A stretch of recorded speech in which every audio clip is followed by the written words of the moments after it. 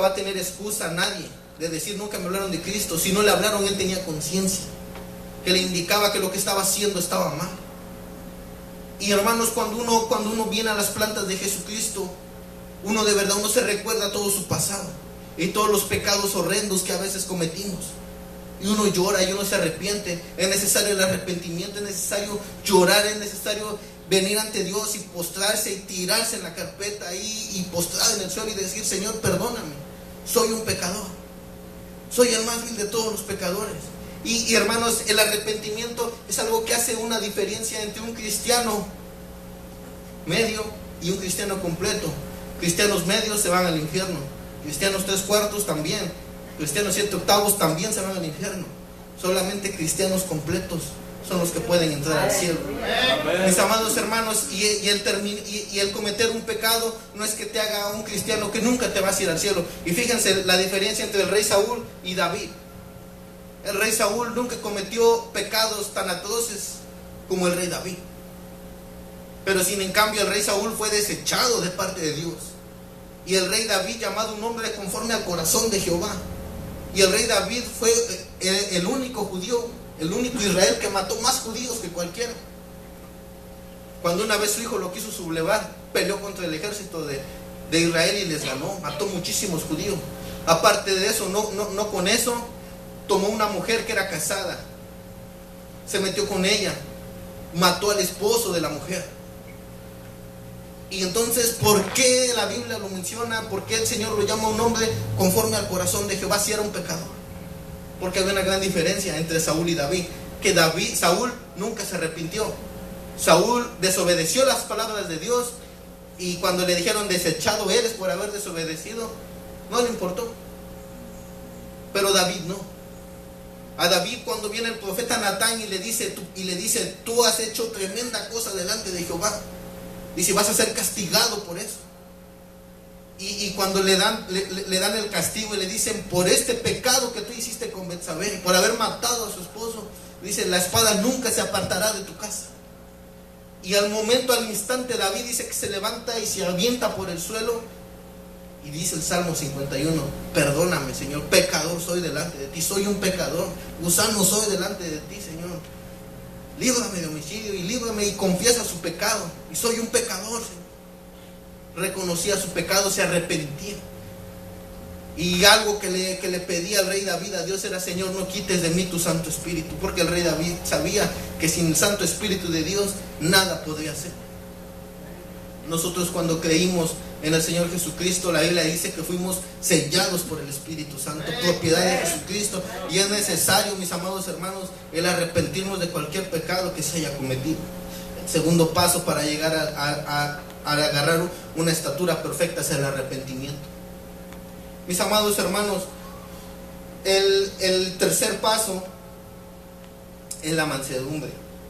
Y vamos al versículo 5. Bienaventurados los mansos, porque ellos recibirán la tierra por heredad. La mansedumbre marca el nacimiento de un nuevo espíritu. La mansedumbre, antes éramos orgullosos, pero la Biblia dice que cuando hemos creído en Jesucristo, las cosas viejas pasaron y todas son hechas nuevas. Un nuevo espíritu empieza en nosotros. Si antes éramos que nadie nos podía ni siquiera mirar un poco porque íbamos y le echábamos pleito, ahora no. Ahora, si alguien nos mira, un cristiano ve la oportunidad para hablar de Jesucristo. Un secreto para los que quieren predicar y a veces no saben cómo acercársele a una persona: en cuanto te mire, dile algo bonito, como decir: qué bonita chamarra traes puesta. Y entonces eso rompe el hielo y se abre una puerta para que le presentes el evangelio. Y hay veces en el trabajo se dan estas cosas. En la calle, en el autobús, en el supermercado, donde quiera que uno anda, uno puede predicar el evangelio. Y no ocupa uno decir un gran mensaje. Lo que siempre he dicho, hay veces decirle a Cristo te ama. Hay gente que nunca ha escuchado eso. Hay gente que nunca ha escuchado Jesucristo la respuesta. Hay gente que ha vivido toda su vida buscando el motivo, el por qué su vida está así tan desastrosa. Y dice: pero ¿por qué? ¿Por qué? Y muchos dicen: es que yo nací maldecido. Muchos dicen: es que yo no tengo estrella, que el Señor lo reprenda, pero así dicen: yo no tengo estrella, nací maldecido. Y dice: pero nunca han escuchado Jesucristo es la puerta. Toca Jesucristo y espera que te haga y mirarás la recompensa de esperar en Jesucristo. Pero Él es la respuesta. Gente que nunca ha escuchado eso, pero que cuando lo escuchan por primera vez corren a las plantas de Jesucristo. ¿Por qué? Porque uno no es el que habla. Uno puede hablar, pero el Espíritu Santo es el que convence del pecado a las personas.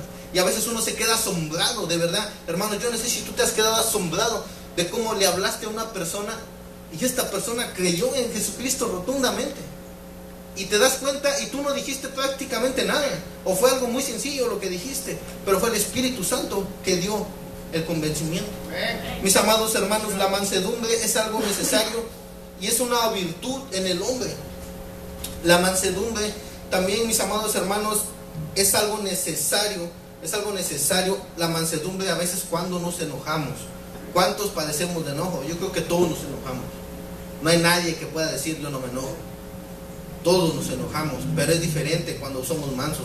Nos podemos enojar, pero no actuamos conforme a nuestra ira y no actuamos emocionados. Es algo, hermanos, bien preocupante el actuar emocionado. Si tú tomas una decisión emocionado, lo más probable es que sea una decisión completamente errónea. Si estás enojado y tomas una decisión, es errónea. Si estás triste, lo mismo. Es difícil, es bien peligroso tomar una decisión cuando estás emocionado. Por eso es necesario ser manso. La mansedumbre en la vida de un cristiano. La mansedumbre es algo esencial para no meterse en problemas. La mansedumbre es una virtud que viene de parte de Dios, pero es necesario buscarla, es necesario el poder obtenerla. Vamos a leer una cita, hermanos, Proverbios capítulo 16 y versículo 32.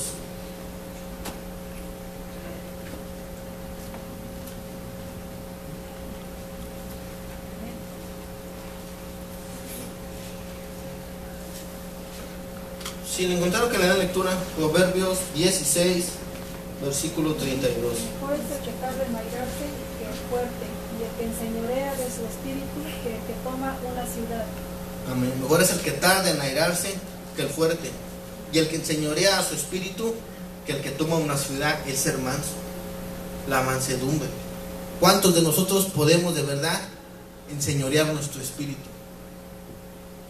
¿Cuántos de nosotros enojados estamos a punto a lo mejor de decir una mala palabra o de ofender a veces no son ni malas palabras, pero son palabras que igual van a ofender a alguien y que lo van a hacer sentir mal? Pero ¿cuántos somos capaces de refrenar nuestra lengua y de no hacerlo? Y de mejor tener ese coraje, y dice uno allá en el pueblo, mejor te quedas con el coraje y te lo comes, pero no dijiste esa mala palabra para no ofender a tu hermano, para no ofender a tu amigo, para no ofender a alguien que está cercano a ti. Es necesaria la mansedumbre de nuestra vida, mis amados hermanos. Vamos al siguiente paso, hermanos, y ese es el paso número 4, el apetito espiritual. Y esto es algo muy importante, mis amados hermanos, el apetito espiritual. Regresamos a nuestra cita inicial, Mateo capítulo 5 y el versículo 6.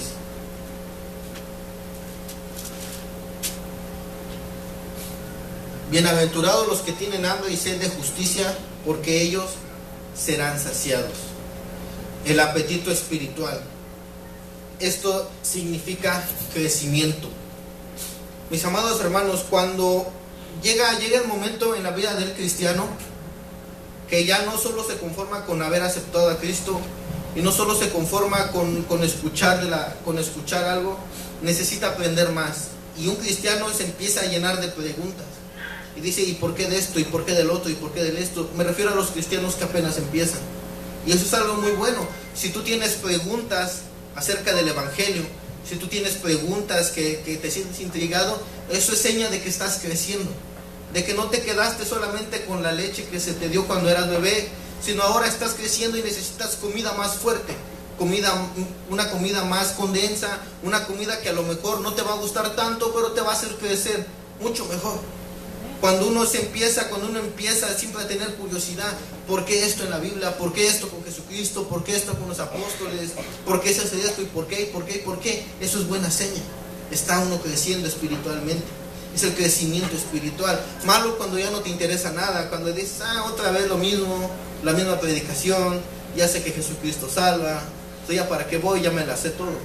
entonces mejor ya no voy. Eso quiere decir que empiezas a morirte, empiezas y vas para abajo a morirte, hasta que ya no sientes la necesidad ni de siquiera venir a la iglesia. Eso quiere decir estás muerto por completo.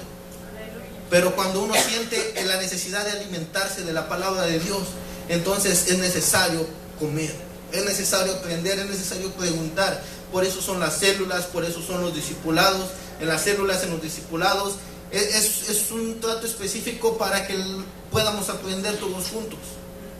Preguntar y preguntar cosas que no sabemos para edificar nuestra vida espiritual, mis amados hermanos, y para afirmarnos en nuestra fe con todas nuestras fuerzas y con todo nuestro entendimiento. Acuérdense que uno de los mandamientos de Dios es amar a Dios con todas nuestras fuerzas y con todo nuestro entendimiento, entender el evangelio.